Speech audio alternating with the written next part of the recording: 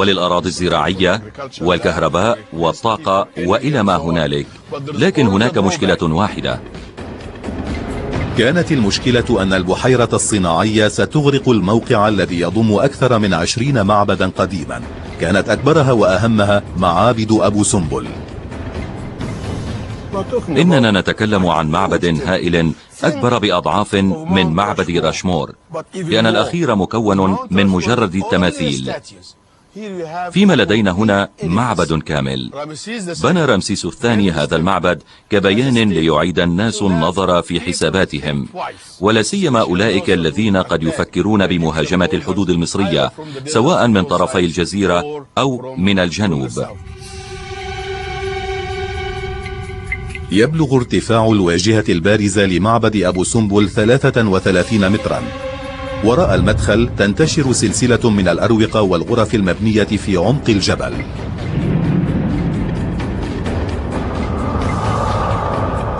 تملأ التماثيل والأعمدة الأروقة مع كتابات هيروغليفية تزين جدرانها. وترتفع الأرضية تجاه أهم غرفة في المعبد، قدس الأقداس، الذي يحوي تمثال رمسيس إلى جانب 3 آلهة قوية.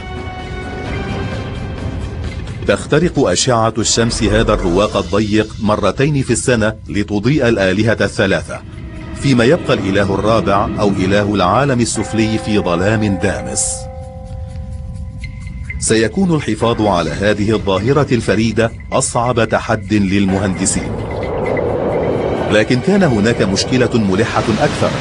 إن لم يقم المعنيون بتحرك فوري ستغمر المياه المعبد بالكامل.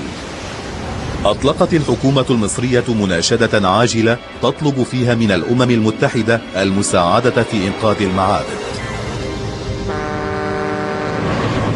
في آذار عام 1960 أطلق نداء عاجل للتكاتف الدولي خلال حفل خاص في الأونسكو. المنشآت التي تحظى بأهمية عالمية لديها الحق بالحصول على حماية عالمية. عندما أطلق المشروع في أرجاء العالم ألهب مخيلات المهندسين والمعماريين، وأحيانا مخيلة أشخاص غريبي الأطوار أرادوا ربط اسمهم بهذا المشروع، لأنهم أرادوا أن يفعلوا شيئا وكان لديهم مشاريع مختلفة لأفكار مختلفة.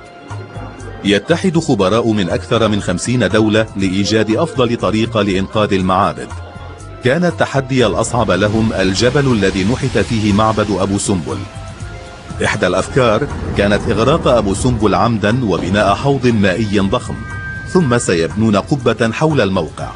ستقوم المضخات داخل الجدران بتصفية نهر النيل من الوحول للسماح بالرؤية عبر المياه. ستمكن غرف المراقبة المشاهدين في الأعلى من رؤية المعبد المغمور بالماء. للحصول على مشهد أقرب ستنقل المصاعد الزوار إلى ما تحت الماء.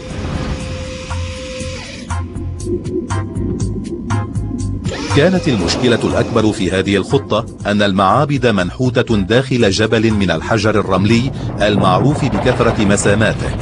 مع الوقت ستأكل المياه الحجارة، ما سيؤدي إلى انهيار المعابد. بدأوا يدركون أن الطريقة الوحيدة لإنقاذ المعابد كانت بنقلها. حسب المهندسون أن فيضان السد سيرفع منسوب المياه 60 مترا لضمان سلامتها. يجب رفع المعابد على الأقل 65 مترا عن الأرض ونقلها 200 متر إلى الداخل. بدت أنها مهمة شبه مستحيلة. من الصعب نقل معابد أبو سمبل بسبب وجود منحدر صخري شاهق فوقها، وهذا يرجعنا مسافة 60 مترا إلى الوراء. إنها معابد ضخمة جدا ونقلها دفعة واحدة هو عمل كبير جدا. أحد الخيارات كان نقل المعابد إلى الموقع الجديد دفعة واحدة. سيكون على الناقلين إزالة الأجزاء التي تحيط بمدخل المعبد لتحريره من الجبل. سيضعون تحته 150 رافعة هيدروليكية. إذا رفعوا بتوازن سترفع الرافعات تدريجيا 4,000,000 طن مليمترا واحدا كل مرة. عندما يصل المعبد إلى المستوى الأول سيستبدلون الرافعات بأعمدة إسمنت. ستشكل هذه الأعمدة منصة تحت البنية، وبالتالي سيتمكنون من إعادة ضبط الرافعات ورفع المعبد الكبير إلى المستوى التالي. سيكون عليهم تكرير هذه الحركة 200 مرة. كانت المخاطر عالية جدا، لم تنقل بنية ثقيلة كهذه قط من قبل، وإذا حدث أي عطل قد تكون العواقب كارثية. عملية نقل المعبد دفعة واحدة ستكون بغاية الصعوبة والتعقيد، فنحن نتكلم عن رفع بنية وزنها 250 ألف طن. في عام 1946 كانت تلك العملية ستهدم الأرض. كانت هناك طريقة أخرى. اقترح الناقلون تطويق المعبد داخل مركب من الإسمنت المقوى، مستخدمين ارتفاع منسوب المياه لصالحهم، ثم مع ارتفاع منسوب المياه سينقل المعبد إلى بر الأمان. لكن سيستغرق الأمر أكثر من 6 سنوات لتنقل المياه الحمولة الثقيلة إلى موقعها الجديد، وكان هناك مجازفة كبيرة. في حال هبة عاصفة قد تتدمر المعابد. بدأ الناقلون يدركون أن معبد أبو سمبل كان ثقيلا جدا لنقله دفعة واحدة. الطريقة العملية الوحيدة هي تفكيك المعابد إلى أجزاء صغيرة تمهيدا لنقلها. أرعبت هذه الفكرة علماء الآثار. من الصعب جدا أن تتقبل فكرة تفكيك معبد أثري، لكن أحيانا علينا أن نتقبل مرارة الشيء بحلاوته. كانت تلك الوسيلة الأسلم. كنا واثقين بأننا بذلك لن نخسر أي جزء من المعبد، إننا نبعده عن الماء وسيكون على أرضية ثابتة. عام 1964 بدأ فريق دولي مؤلف من 2000 مهندس ومقاول من السويد وإيطاليا وفرنسا وألمانيا ومصر المهمة الضخمة بتفكيك أبو سمبل.